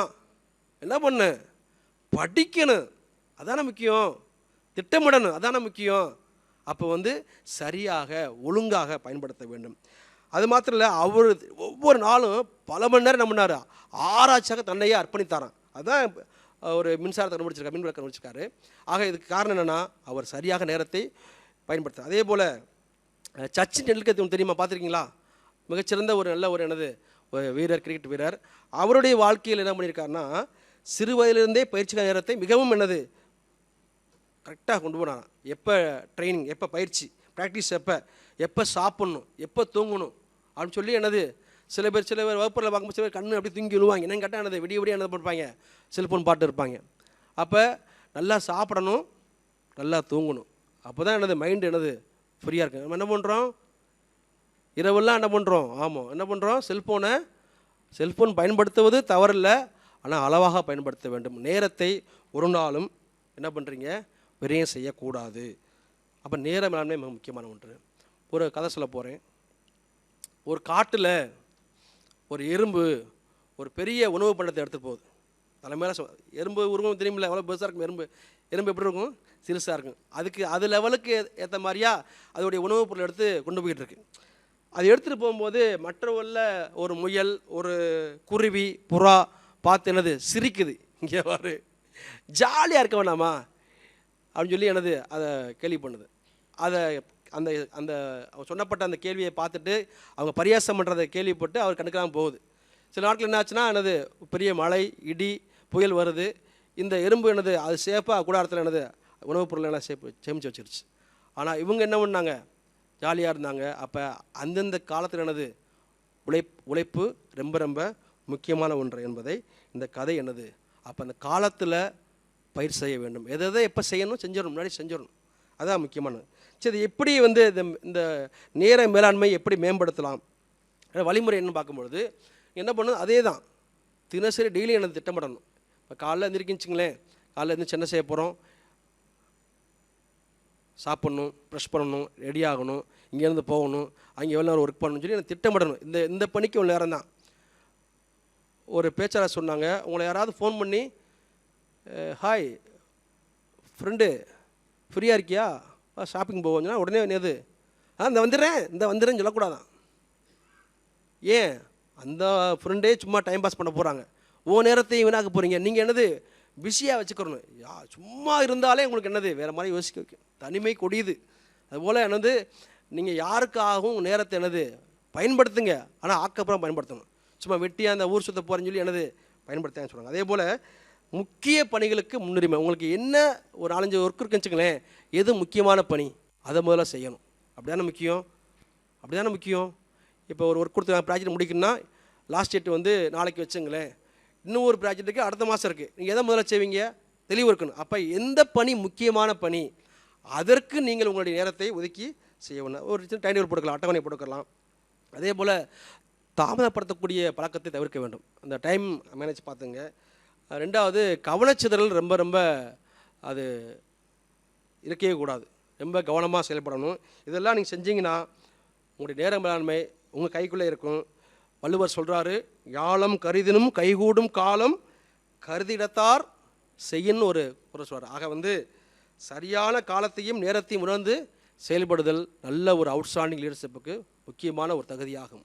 ஆக உங்கள் வாழ்க்கையில் நேரத்தை ஒருபோதும் என்னது வீணாக படிங்க, புத்தகத்தை படிங்க, உட்காந்து பேசுங்க, பெரியவங்கள்ட்ட பேசுங்க, ஆக்கப்பூர்வமாக பணி செய்யுங்க, ஏதாவது சிந்திங்க. ஒரு நாள் எனது உங்களுடைய நேரத்தை விரயம் பண்ண வேண்டாம்.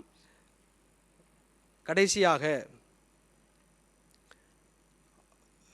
2:30 ஆரம்பித்தோம், இவர் எப்போயா முடிப்பார், 3:30 ஆக போதே, முடிச்சிருவாரா, வெளியே போகணுமே அப்படின்னு என்னது உன் மைண்டில் ஓடிக்கிட்டு இருக்கும். அதான் டாப்பிக்கு. 6வது என்னென்னா, பொறுமை ரொம்ப அவசியமான ஒன்று. என்னது பொறுமை வந்து பொறுத்தார் பூமி ஆழ்வார், பொறாதார் காடு ஆழ்வார். பூமினா என்னது மக்களாக இருப்பாங்க. காட்டில் யார் இருப்பா, சிங்கம் இருக்கும், பீலி இருக்கும், கரடி இருக்கும், ஏகப்பட்டது இருக்கும். அப்போ பொறுமை வந்து ரொம்ப ரொம்ப அவசியமானது. நீங்கள் அவுட்ஸ்டாண்டிங் லீடர்ஷிப் ஆகனா என்னது உங்கள் வாழ்க்கையில் என்னது ரொம்ப ரொம்ப பொறுமை என்னது அவசியமான ஒன்றாகும். இந்த பொறுமை வந்து என்ன பண்ணுன்னா, பொறுமை என்ன அப்படின்னு கேட்டிங்கன்னா, பிரச்சனைகள், தாமதங்கள், தோல்விகள், எதிர்ப்புகள் ஏற்பட்டாலும் மன அமைதியோடு செயல்படணும். பிரச்சனை வந்து அமைதியாக இருப்போமா, அமைதியாக இருக்க மாட்டோம், கொந்தளிச்சிரும். போட்டு அவன் அப்படி பண்ணிட்டான், இப்படி ஆகிப்போச்சுன்னு ஸ்டேட்டஸை போட்டே கொள்ளுவோம். அது ஒரு பக்கம். ஆக என்ன வந்தாலும் பொறுமையாக இருக்க வேண்டும் சொல்கிறாங்க. இது வந்து நற்பண்பு மட்டுமல்ல, இது மாபெரும் தலைமைத்துவத்துடைய மிகப்பெரிய திறன் சொல்கிறாங்க. தியாகத்தின் அடிப்படையில் அமைவதே உண்மையான தலைமை பண்பு. நீங்கள் ஒரு தலைவராக இருக்கீங்களா, ஒரு கம்பெனிக்கு பெரிய நிறுவனம் இருக்கீங்களா, என்னது ரொம்ப ரொம்ப பொறுமையாக இருக்கணும். சில பேர் பரியாசம் பண்ணுவாங்க, லேபர்ஸ் பேசுவாங்க, ஒர்க்கர்ஸ் பேசுவாங்க, ஏதாவது உங்களை பற்றி எதிர்மறையாக சொல்லுவாங்க. ஆனால் எடுத்தவொடனே கேட்டுச்சுங்களேன் நல்லா இருக்காது. அப்போ வந்து ரொம்ப ரொம்ப பொறுமை அவசியமானது சொல்கிறாங்க. பொறுமை கசப்பானது, அது பலன் தரும்போது என்னது இனிக்குமா. பொறுமை ரொம்ப அவசியமாக. ஆனால் இப்போ என்னது பொறுமை இருக்க மாட்டேது. இன்றைய சூழலில் அனைவருக்கே என்னது பொறுமை இருக்க மாட்டேது. திடீர்னு கோவப்பட்டுறாங்க. கோபம் கொண்டாலும் பாவம் செய்யாமல் இருங்கன்னு சொல்லி சொல்கிறாங்க. பொறுமை வந்து ரொம்ப ரொம்ப சொல்கிறாங்களே, கடலை விட என்னது ரொம்ப பொறுமை, அதை விட பெருசாக பொறுமை என்பது. அடுத்து பாருங்கள், பொறுமை என்பது மிக முக்கியமான பண்பு. அந்த பண்பு நலனை நீங்கள் தன்மைப்படுத்திக் கொள்ளுங்கள். அறிவு, திறமை, தைரியம் போன்றவற்றுடன் பொறுமையும் சேர்ந்தால் ஒரு தலைவர் நீண்ட நாள் என்னது அவர் பெரிய டேலண்டாக இருக்கலாம், பெரிய அறிவாளியாக இருக்கலாம், என்னது வார்த்தையை வெட்டக்கூடாது. அதான் மிக முக்கியம். சொல்லு ரொம்ப முக்கியம். ஒரு சொல்லு வந்து திடீர்னு காயப்படுத்துகிற யாரையாவது காயப்படுத்திடும். அதனால் வந்து பார்த்து நிதானமாக முடிவெடுக்க வேண்டும். சான்றுக்கு வந்து ஒரு சொல்ல முடியும். என்னால் கிரேக்கத்தில் புகழ்பெற்ற ஒரு பெரிய மனிதர் இருக்கார். அவர் பேர் வந்து பெரிக்லீஸ்னு ஒருத்தர். அவர் யாருன்னா அரசியல் பேச்சாளர், தளபதி, பல வகையான மல்டி டேலண்ட் உள்ள ஆள். அவர் தான் என்ன பண்ணுறாரு, ஏதென்ஸ் நகரத்துடைய மிகப்பெரிய வளர்ச்சிக்கு தான் காரணமாக இருந்தார். மக்கள் ஆட்சியை ரொம்ப வலுப்படுத்தினார். அது மட்டும் இல்லாமல் அவர் தன்னுடைய நலத்தை விட மக்களுக்காக ரொம்ப பாடுபட்டார், ரொம்ப நல்ல விஷயங்களை செஞ்சார். ஆனாலும் அவர் பேசும் பொழுது அவருடைய பேசுகின்ற அந்த வார்த்தையானது இளைஞர்கள் எனது அப்படி கொந்தளிப்பு ஏற்படுத்துமா, அந்தளவுக்கு நல்ல ஒரு வீரியமிக்க ஒரு நல்ல ஒரு நபர். அவரை கூட என்னது சில பேர் பிடிக்காது, சில பேருக்கு என்னது நல்லது செஞ்சால் பிடிக்காதுல்ல. கண்டிப்பாக வந்து ஒருத்தர் ஒர்க் பண்ணுவீங்க, அங்கே வந்து உங்களுக்கு பிடிக்காதவங்க இருப்பாங்க. இந்த வேலை வேணாம்ப்பா, அவன் சரியில்லைப்பா, இவன் சரியில்லைப்பா அப்படின்னு வேலை வேலைக்கு போவீங்களா, அங்கே எதை விட 2 மடங்கு அதிகமாக இருப்பாங்க. பிரச்சனை இல்லாத இடம் எங்கேயுமே இல்லை. எல்லா இடத்துலையும் என்னது பிரச்சனை கண்டிப்பாக இருக்குது. அதை எப்படி நம்ம கையாளுகிறோம், அதுதான் ரொம்ப ரொம்ப முக்கியம். பொறுமை ரொம்ப அவசியமான ஒன்று. நீங்கள் பாருங்கள், அவர் என்ன பண்ணுறாரு, நல்லது செய்கிறாரு, ஒருத்தர் பிடிக்கவே இல்லை. காலையில் வந்து அவர் இருக்கிற இடத்த திட்டிகிட்டே போகிறேன், நீலாம் மனுஷனா, நீலாம் அப்படி திட்டுறாரு. அவர் பொறுமையாக இருக்கார். திட்டினாலும் போகும் தானே, போக மாட்டார். மதியம் திட்டுறாரு சாப்பிட்டு வந்து. சரி மதியம் போயிட்டு போகும் தானே, மதியம் போகலை, சாயங்காலமும் வர்றாரு, திட்டிக்கிட்டே இருக்கார். எதிர்மறையாக திட்டுறாரு, ரொம்ப இதாக திட்டுறாரு, இழிவாக திட்டுறாரு. அவர் கோவப்படவே இல்லை. சரி வீட்டுக்கு போகிறாரு, நடந்து போகிறாரு, இங்கேருந்து 1 கிலோமீட்டர் நடந்து போகிறான்னு வச்சுங்களேன், பின்னாடி கூடவே போகிறாரு, திட்டிகிட்டே போகிறாரு. இப்போ உதாரணம், உங்களை வந்து திட்டிகிட்டே இருக்க ஒரு வாரம் திட்டிகிட்டே இருக்காங்க, நீங்கள் என்ன செய்வீங்க? நீங்கள் நல்லா திட்டுப்பா, பொறுமையாக இருப்பீங்களா? லேசாக இடிச்ச தெரியாமல் அடித்ததுக்கே என்னது வம்புக்கு போவோம் நம்ம, அப்படி தானேப்பா, அப்படி தானே, அப்படி இல்லை. சரி ஓகேவா. அவர் என்ன பண்ணுறாரு, அந்த வீடு வர வரையும் கூடவே போய் கூடவே போகிறாரு, திட்டிகிட்டே போகிறாரு. அவர் கோவப்படவே இல்லை. திடீர்னு வீடு வந்துருச்சு, இருட்டாயிருச்சு. உடனே அவர் பணியாளரை கூப்பிட்டு, தம்பி இங்கே வா தம்பி, ஒரு தீவெட்டியை எடுத்து அவர் வீட்டுக்கு திரும்ப போகணும்ல, அது வரை வழிகாட்டிட்டு வான்னு சொல்கிறாரு. இந்த பொறுமை என்னது நமக்கு என்னது இந்த லீடர்ஷிப்பில் கண்டிப்பாக இருக்கணும். தலைமைத்துவத்தில் சிறந்து விளங்க வேண்டும் என்றால், உங்கள் நிறுவனத்தில் நீங்கள் ஒர்க் பண்ணும்பொழுது உங்கள் மேலே மொட்டை கடிதம், பெட்டிஷன், உங்களுடைய பெயரை வேறு மாதிரியாக பேசுகிறது அல்லது திருச்சி பேசுகிறது, இதெல்லாம் பல வகையான எதிர்ப்பு வரும். அது காலம் பதில் சொல்லும். நீங்கள் உண்மையாக, நேர்மையாக, பொறுமையாக செயல்படும் பொழுது உண்மை வாய்மை தான் வெல்லும். அதுபோக பொறுமை ரொம்ப ரொம்ப அவசியம். பைபிளில் ஒருத்தர் இருக்கார், மோசேன்னு ஒருத்தர் இருக்கார். அவர் வந்து ஒரு கொலை பண்ணிட்டார், தெரியா பண்ணிட்டார். அந்த கொலை பண்ண கூட என்ன பண்ணார், மிகப்பெரிய கோபக்காரன். ஆனால் அவருக்கு ஒரு பொறுப்பு கிடச்சி. என்ன பொறுப்புனா, 430 வருஷம் அடிமையாக இருந்த ஒரு மக்களை அவரை தான் காப்பாற்றி கொண்டு போகிறார். அப்படிப்பட்ட ஒரு மனுஷன் அந்த மக்களை கொண்டு போகும்போது பல எதிர்ப்பு வர்றாங்க, திட்டுறாங்க, என்னை ஏன் கூப்பிட்டு வந்து திட்டுறாங்க, பல அவதூறுகள் பேசுகிறாங்க. ஆனால் அவர் பொறுமையாக இருக்கார். ஆனால் அந்த பைபிளில் பார்த்தீங்கன்னா மிக பொறுமைசாலின்னா மோசே தான். அப்போ நீங்கள் என்ன நல்ல காரியம் செஞ்சாலே என்னது உங்களுக்கு மேலே பழிச்சல் வரதாச்சு. ஆனாலும் நீங்கள் பொறுமையாக இருக்க வேண்டும். அதையும் தாண்டி நம்முடைய கம்பராமாயணத்தில் பார்த்தீங்கன்னா ராமனுக்கு ஈடாக யாரை சொல்ல முடியும்? பார்த்தீங்கன்னா எந்த சூழலிலும் கோவப்படாமல், அவசரப்படாமல், அதாவது அந்த ராமன் தான் நாட்டுக்கு என்னன்னு அவன் தான் மன்னனா ஆகணும். யாராவது இப்படி சொல்லுவாங்களா? தம்பி நீ 14 வருஷம் என்னது நீ காட்டுக்கு போகணும், நீ கிடையாதுன்னு சொன்னால் என்ன ஆகும்? நீ இலவசம் கிடையாதுன்னு சொன்னால் என்ன ஆகும்? அவன் என்ன பண்ணுவான்? அதெல்லாம் முடியாது, போய் என்ன போய் உட்காருவான், சில உட்காந்துக்குருவான். ஆனால் என்னது அவன் கீழ்ப்படிந்து அந்த பெரியவங்களுடைய வாழ்த்து கீழ்ப்படிஞ்சு அப்படியே காட்டுக்கு போகிறான், கோவப்பட மாட்டான், பொறுமையாக இருக்கான். எத்தனை துன்பம் வந்தாலும் அவன் என்னது துன்பத்தை என்னது பொறுமையால் மேற்கொள்ளான். அப்போ ஒரு ராமன் எப்படி பொறுமையாக இருந்தாரோ அவரை போல, ஒரு மோசஸ் எப்படி பொறுமையாக இருந்தாரோ அவரை போல, அந்த கிரேக்க புகழ்பெற்ற பெரிக்லிஸ் இவெல்லாம் வந்து என்னது வாழ்ந்து காட்டியவர்கள். நம்ம சாதிக்க வேண்டும்னா என்ன பண்ணணும்? சாதிச்சு கொண்டு வராரு படிக்கணும், அப்போ தான் சாதிக்க முடியும். அதுபோல் இவர்களை போல நம்ம என்னது பொறுமையாக இருக்க வேண்டும். நான் ஒரு இடத்துல பிஹெச்டி பண்ணேன். அப்போ என்னுடைய மேம் வந்து ஒரு கீ கொடுத்தாங்க. இந்த கீயை கொண்டு போய் அங்கே ஒரு ஒர்க்கர்ஸ் இருப்பார், ஒரு அசிஸ்டண்ட் இருப்பார், அவர்கிட்ட போய் கொடுப்பா அப்படின்னு சொன்னாங்க. நான் அவர் ரூமுக்கு போனோன்னே தட்டிட்டு போகிறேன். சார் இந்த மேம் அதெல்லாம் முடியாதுப்பா, அதெல்லாம் முடியாது, போயிரு. இல்லைண்ணே இந்த மேம் முடியாதுப்பா சொல்ல உள்வாங்கவே இல்லை. கொடுக்க போய் சாவியாக கொடுக்க போனேன். அவர் என்னன்னே தெரியாமல் கோவப்பட்டுக்கிட்டு அப்புறம் சத்தம் போட்டு, அண்ணே ஒரு நிமிஷம் இருங்க, சாவி கொடுத்தாங்க மேடம், கொடுக்க வந்தேன். ஓ அப்படியா சொல்லியா, இப்படி ரொம்ப இருக்காங்க. அப்போ பணிபுரிய இடங்களில் பொறுமை ரொம்ப ரொம்ப முக்கியமான ஒன்று. சரி, இதெல்லாம் என்ன நன்மைகள்? நீங்கள் பொறுமையாக இருந்தால் என்ன நன்மை இருக்குமா? பொறுத்தார் பூமி ஆழ்வார். பாருங்கள், சரியான முடிவெடுக்க முடிகிறது. நீங்கள் பொறுமையாக இருந்தால் சொல்லுவாங்க நிதானமே பிரதானம், கேள்விப்பட்டிருக்கீங்களா? அப்போ நீங்கள் சரியான முடிவெடுக்க உதவுகிறது. மனித உறவுகளை மேம்படு. ஒரு வார்த்தை தான், ஒரு வார்த்தை சொன்ன என்னது, நல்லா பேசும்போது என்னது, ஏதோ பேசும்போது நீ தப்பாக பேசிட்டுன்னு சொல்லிக்கிட்டு இருக்கேன், இதுகளை வேறு கோவப்பட்டு பேசினா வழங்குமா? அப்போ என்னது, மனித உறவுகளை மேம்படுத்த பொறுமை ரொம்ப அவசியமான ஒன்று. கோப கட்டுப்பாடை வளர்க்கிறது. பொறுமை என்பது என்னது, கோபத்தை குறைக்கிறது. கோபம் கொண்டாலும் பாவம் செய்யாமல் இருங்கள். அதே போல் தோல்விகளை சமாளிக்கும் மன வலிமையை தருகிறது அப்படின்னு பார்க்கணும். அது மாத்திரம் இல்லை, நீண்டகால இலக்குகளை வெற்றி பெறுவதற்கு இந்த பொறுமை ரொம்ப ரொம்ப அவசியமாக இருக்கிறது. கடைசியாக உங்களுக்கு நம்பிக்கையை உருவாக்குது. உண்மையிலே நீங்கள் பொறுமையாக இருந்துச்சுங்களேன், அவன் பொறுமைசாலின்னு சொல்லுவாங்க. சில கோபக்காரன், இவன் கோபக்காரன் அப்படி போயிடான்னு சொல்லுவாங்க. ஆனால் என்னது, கோபம் வாழ்க்கையை அழிக்கும். கோபம் என்னது தேவை, எங்கெங்கே தேவையும் கோபப்படலாம். ஆனால் வாழ்க்கையே கோபமாக இருந்தால் அவங்க வாழ்க்கை என்னது கேள்விக்குறியாக மாறிவிடும். ஆக இதெல்லாம் இந்த 6 தலைப்பு பேசியிருக்கேன். இதெல்லாம் ஒரு சிறந்த ஒரு தலைமைத்துவ பண்பு உள்ளவங்க கடைபிடிக்க வேண்டிய பண்பு நலங்கள். சரி, எதெல்லாம் செய்யக்கூடாதுன்னு சொல்லி முடிச்சிடுறேன், டைம் ஆயிடுச்சு எனக்கு. ஒரு அவுட்ஸ்டாண்டிங் லீடர்ஷிப்பில் இருக்க வேண்டியங்க எந்தெந்த காரியங்களை செய்யக்கூடாதுன்னு ஒரு 10 காரியம் இருக்குது, அதை சொல்லி மட்டும் நான் முடிச்சிடறேன்.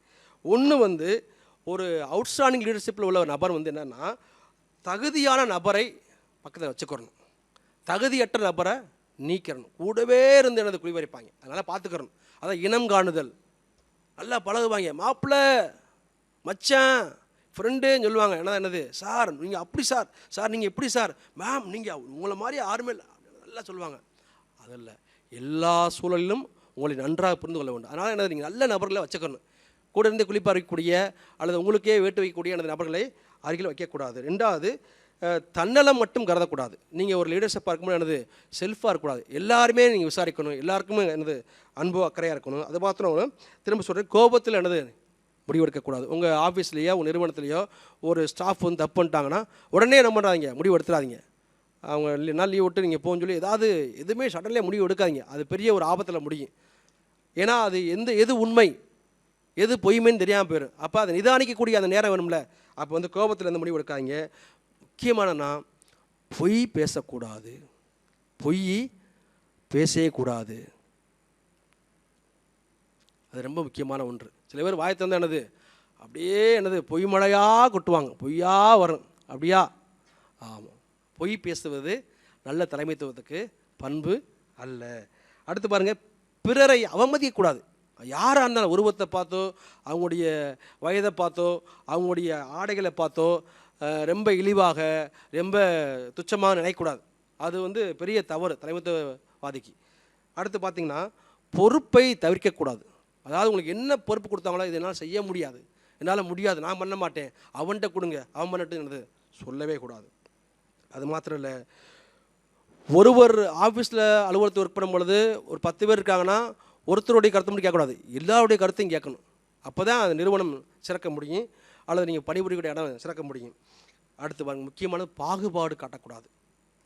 நீ இந்த ஊர், நீ அந்த ஊர், நீ இந்த இது, நீ அந்த இது, நீ அது, நீ இது, நீ அப்படி, நீ இப்படி, என்னது எந்த பாகுபாடும் காட்டாமல் எல்லாமே ஊழியர்கள் தான், நம்ம நிறுவனம், நம்ம கம்பெனி, நம்ம ஆஃபீஸ் அப்படின்னு சொல்லி எந்த ஒரு பாகுபாடு இல்லாமல், அது பாகுபாடுனா பல வரலாம், சாதி, இனம், மதம், ஊர், அந்த ஊர், இந்த வகைரா எதுவுமே பார்க்காமல் நல்ல ஒர்க்கர், அவ்வளோதான், உழைப்புக்கு நல்ல வேல்யூ.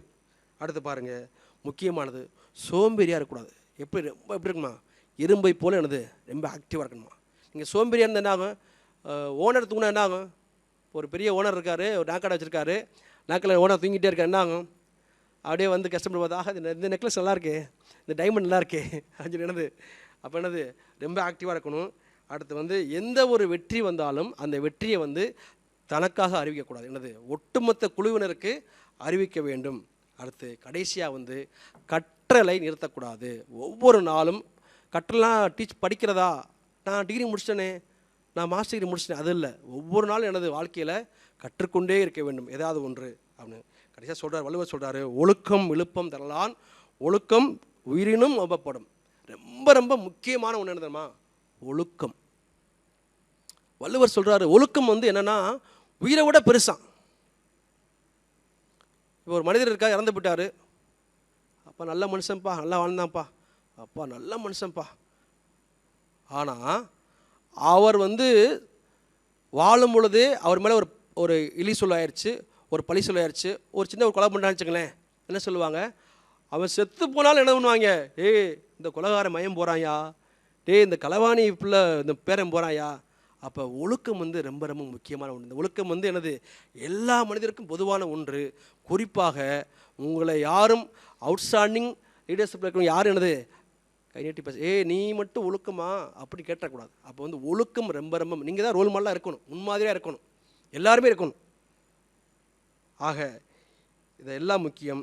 கடைசியாக நான் ஃபஸ்ட்டு சொன்னேன், பாரதியார் சொன்னார் வையத் தலைமகோல் அப்படின்னு ஒரு வரியை சொன்னேன்ல.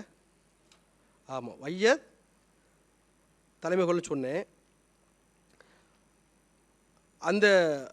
அதை தாண்டி ஒரு புத்தகம் போட்டிருக்காரு இறையன் பையா, அதே தலைப்பில் போட்டிருக்காரு. அந்த புத்தகத்தை முழுமையாக படிக்கும்போது சொல்கிறாரு, அவர் வந்து உலகத்தை ஆளக்கூடிய தலைவனாக இருக்குன்னு சொல்கிறார். யார்? நம்முடைய பாரதியார், மகாகவி பாரதியார். ஆனால் இந்த இறையன்பு புத்தகத்தில் அவர் என்ன சொல்ல வர்றாருன்னா, வையத் தலைமைகோள் என்பது உலகத்தை அல்ல. சில நேரங்களில் என்னது அது குடும்பமாக இருக்கலாம், நிறுவனமாக இருக்கலாம், கல்லூரியாக இருக்கலாம், அல்லது கல்லூரியாக இப்போ யூனிவர்சிட்டியாக இருக்கலாம், அல்லது சொந்த ஊராக இருக்கலாம். நீங்கள் எங்கே இருக்கீங்களோ அதெல்லாம் என்னது, நீங்கள் எங்கே பணியாற்றுகிறீர்களோ, நீங்கள் எங்கே இருக்கிறீங்களோ, எங்கே வசிக்கிறீங்களோ, அங்கே என்னது இங்கே என்னது ஒரு மிகச்சிறந்த ஒரு ஆளுமையாக வர வேண்டும். அதுதான் மிக முக்கியமான தலைமைத்துவம் சொல்லி முடிக்கிறார்கள். ஆக இந்த 6 பண்புகளை யாரெல்லாம் பின்பற்றி வாழ்க்கையில் நடைமுறைப்படுத்தி வரீங்களோ அவங்க வாழ்க்கையில் கண்டிப்பாக என்னது நீங்கள் மிகச்சிறந்த தலைசிறந்த தலைமைத்துவ பண்புள்ளவர்களாக நீங்கள் இருப்பீங்க என்பதில் எந்த ஒரு மாற்று கருத்து இல்லை என்பதை கூறி இந்த வாய்ப்பிற்கு நன்றி சொல்லி இந்த கருத்தை அனைவரும் ரொம்ப அமைதியாக கேட்டீங்க. அனைவரும் சிரிச்சது ரொம்ப மகிழ்ச்சியாக இருந்துச்சு. அப்போ யாருமே தூங்கலைன்னு தெரிஞ்சுக்கிட்டு ரொம்ப நன்றி. தலைசிறந்த தலைமைத்துவம் என்னும் சிறப்பான தலைப்பில் பல்வேறு தகவல்களை அளித்த முனைவர் எஸ் முனியசாமி அவர்களுக்கு கலைஞர் நூற்றாண்டு நூலகத்தின் சார்பாக நன்றியை தெரிவித்துக் கொள்கிறோம். Thank you sir. இந்நிகழ்வினை சிறப்பித்த துணை முதன்மை நூலகர் மற்றும் தகவல் அலுவலர் அவர்களுக்கு கலைஞர் நூற்றாண்டு நூலகத்தின் சார்பாக நன்றியை தெரிவித்துக் கொள்கின்றோம். மேலும் பல தகவல்களை அறிந்து கொண்ட வாசகர்கள் அனைவருக்கும் கலைஞர் நூற்றாண்டு நூலகத்தின் சார்பாக நன்றிகளையும் வாழ்த்துக்களையும் தெரிவித்துக் கொள்கிறோம். நன்றி.